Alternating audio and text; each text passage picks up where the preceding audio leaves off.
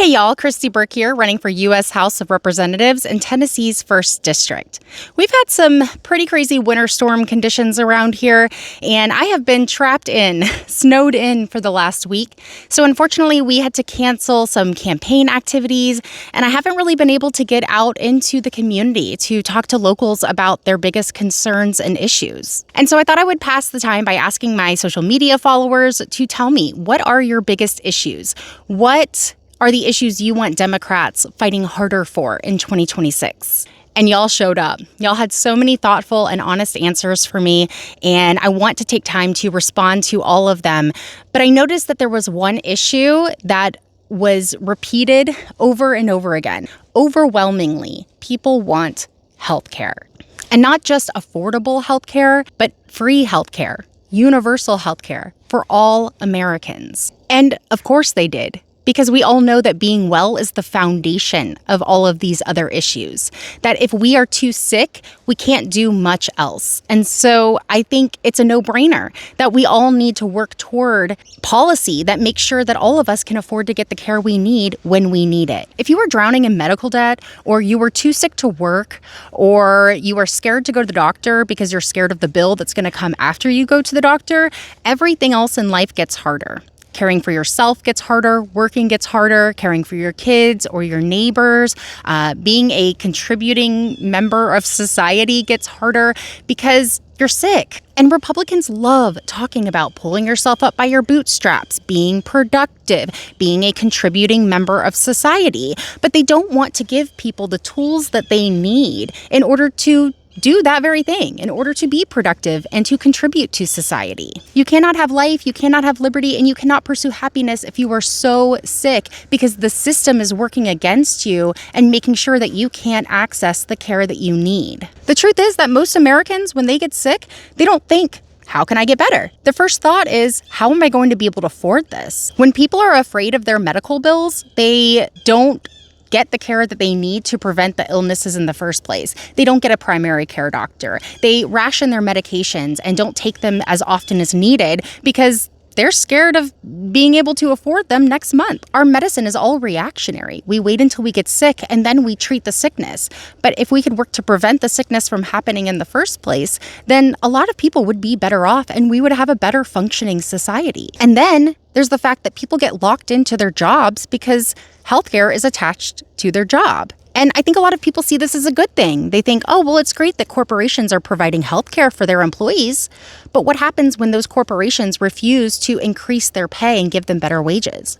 What happens when they refuse to give them better working conditions? Workers should have leverage. They should have power because they're the ones keeping the company running. They're the ones keeping our entire economy and our society running. And because of that, they should be able to be in a position where they can demand better pay, better working conditions. But if their health insurance is attached to their job and their job decides that they're just not worth having to deal with the nuisance of being asked for better pay and better working conditions, then they won't advocate for themselves. And going to look for a new job would just mean that they lose the benefits they already have. And so people get into what's called job lock, where they are literally locked to a job that they might hate, or a job where they're not being paid fairly or treated well by their employer. And they just stay because they really have no other option, and they have to keep their health insurance for themselves and a lot of times for their family. And not only this, but it also prevents people from becoming entrepreneurs. America is supposed to be the land of opportunity. It's where everyone can achieve the American dream, whatever that might be for them. And capitalism was sold to us as this system that would benefit every person, where competition drives us to be innovators and to start businesses. But how is somebody supposed to compete with these multi-billion-dollar monopolies that have such a strong grip on the areas that they live in? How are they supposed to leave their job without health insurance and start a business without any help or support from their government, when their government is putting all of their help and support into corporations and monopolies? The more we talk about this, the more we think about it and break it down, we realize that all of this is designed so that corporations hold the most amount of power and the workers, the people, hold the least amount of power. And they are stuck just having to deal with whatever they get. That's not freedom. That's corporate coercion. And because of this, you get the very opposite of what capitalism said it was going to do. You get fewer small businesses, fewer startups, less people taking risks, fewer ideas that actually manifest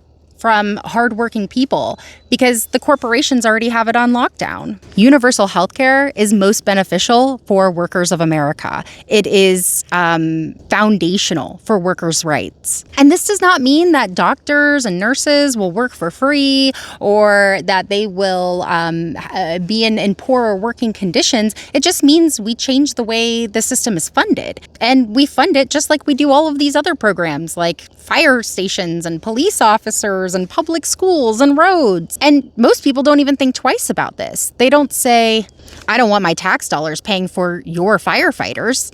They just pay it because they know that we all might get in a situation where we need it. And I live in a very rural area, and my district is very rural.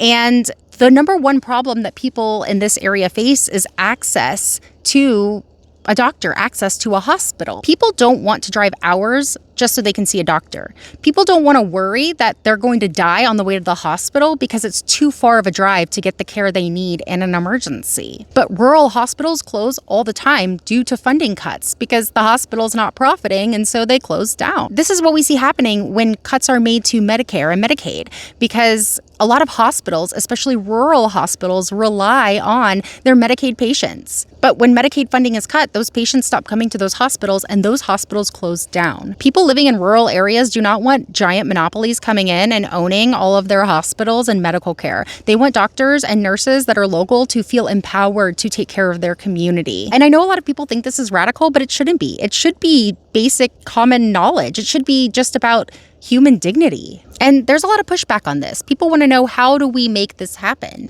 Well, people are already paying for healthcare, but they're doing it in the most inefficient way possible. Premiums, copays, deductibles, surprise bills, employer costs, medical debt, bankruptcy. Universal healthcare wouldn't add cost, it would just move the cost, and it would cut out a lot of the administrative costs between hospitals and insurance companies going back and forth to decide if they can even care for a patient. Private insurance is just a middleman who is profiting off of your care and also profiting off of your lack of care by denying your claims. Imagine if your claims weren't getting denied so that somebody else could profit. And we fund this by shifting the tax burden off of working families and onto the corporations and the billionaires that are currently exploiting workers. The very people that are ensuring workers are trapped in their jobs and not leaving regardless of pay or condition. And the corporations and the billionaires should not be able to use their profits to lobby our government to make sure that workers don't have the freedom and leverage that they need to advocate for themselves. And there's also a huge misconception that universal healthcare means the government is running the healthcare. And I think that's where a lot of people get tripped up because they say that healthcare run by the government would be so inefficient. But that's not the case at all. The government would just be funding the healthcare, but the doctors and the hospitals and the nurses would all be continuing to run as they've always run. They would just be receiving a different source of funding. Healthcare is a human right. It is the right to life. And in a country that has all of the resources and the capacity to implement a universal healthcare system that can do so in a way that is efficient, but that system isn't being implemented because there are very wealthy people who are profiting off of the current system and then using those profits to lobby our government, lobby our elected leaders to fight against a universal healthcare system.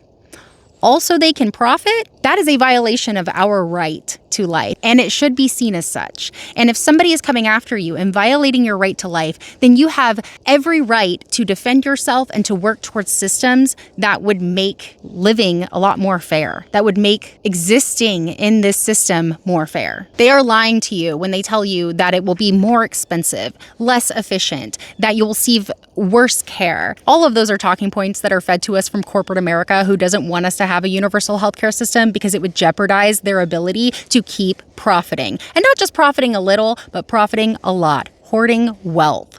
That's freedom for them, but it's not freedom for us. And I want to work toward a system where all of us are free, happy, and well, where all of us can see a doctor whenever we are sick.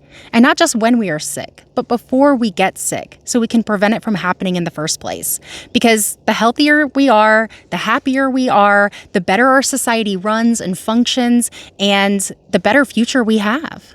To me, it seems like common sense. And I'm going to try my hardest to bring common sense back into these political conversations and try to override all of these talking points by those in power who don't want to lose their power and lose their profits for a fairer, more equitable system. Because the people are my priority, not corporations, not billionaires, not profits.